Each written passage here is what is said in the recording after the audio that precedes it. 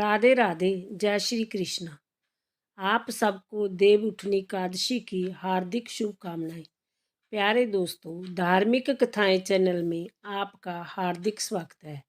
आज मैं अपनी वीडियो में देव उठनी एकादशी व्रत की पूजा विधि, शुभ मुहूर्त और कथा श्रवण कराने जा रही हूँ। दोस्तों, यदि आपने यूट्यूब चैनल धार्मिक कथाएं लाइक और सब्सक्राइब नहीं किया तो ज़रूर करें। बेल आइकन दबाना ना भूलें जो आने वाली सभी वीडियोज की जानकारी आपको सबसे पहले हो सके। वीडियो को पूरी सुने। सुनने के बाद कमेंट बॉक्स में राधे राधे लिखना ना भूलें। दोस्तों, देव उठनी एकादशी भगवान विष्णु को प्रसन्न करने के लिए बहुत ही उत्तम मानी जाती है। इस दिन भगवान विष्णु को प्रसन्न करने के लिए व्रत भी रखा जाता है। जो लोग इस दिन श्रद्धापूर्वक व्रत रखकर सच्चे मन से हरि विष्णु की पूजा करते हैं तो उनकी सभी मनोकामनाएं पूर्ण होती हैं।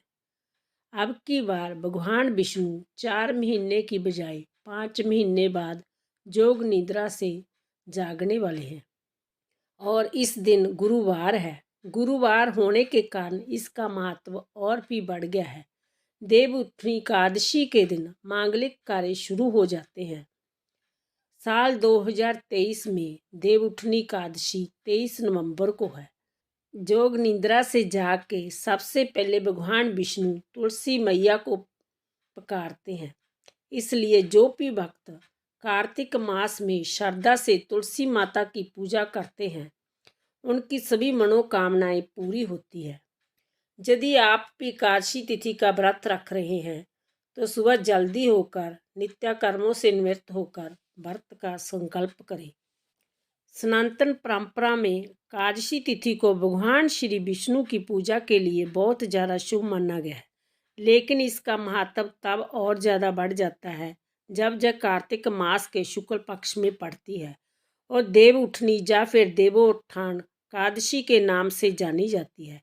दोस्तों, इस साल कार्तिक मास के शुक्ल पक्ष की एकादशी तिथि 22 नवंबर 2023 की रात्रि 11:03 से आरंभ होकर 23 नवंबर को रात्रि 9:01 पर समाप्त हो जाएगी।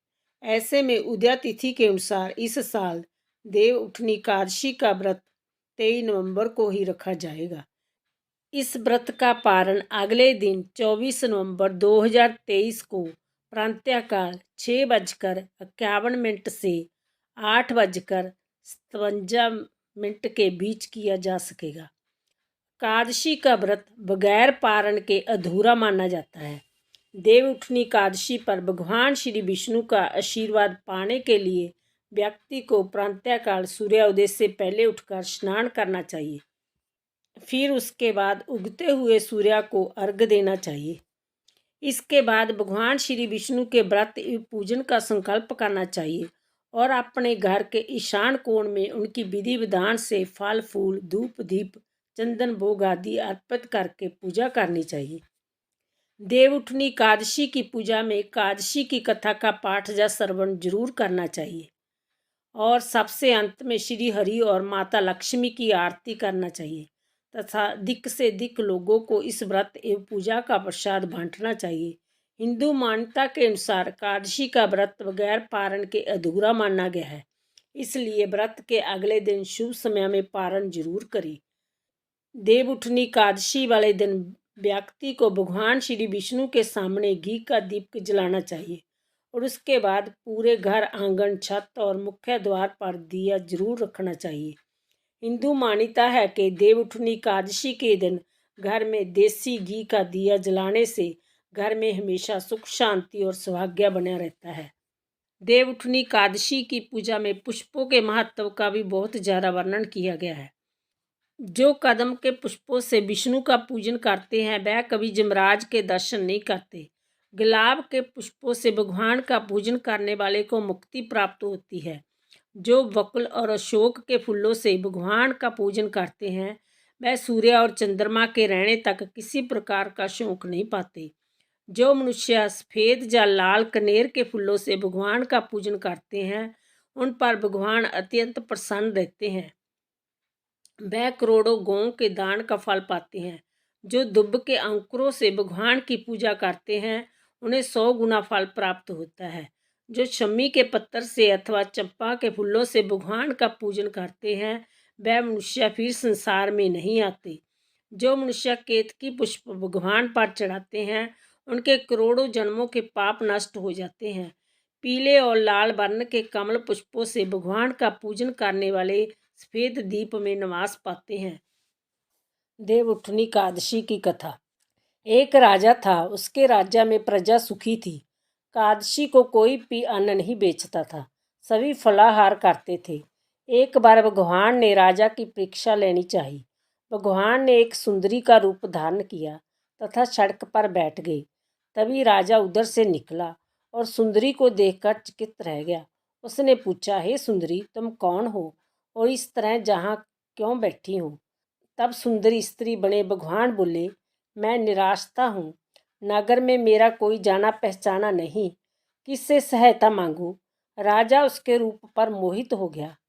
वह बोला, तुम मेरे महल में चलकर मेरी रानी बनकर रहो। सुंदरी बोली, मैं तुम्हारी बात मानूंगी, पर तुम्हें राज्याधिकार मुझे सौंपना होगा।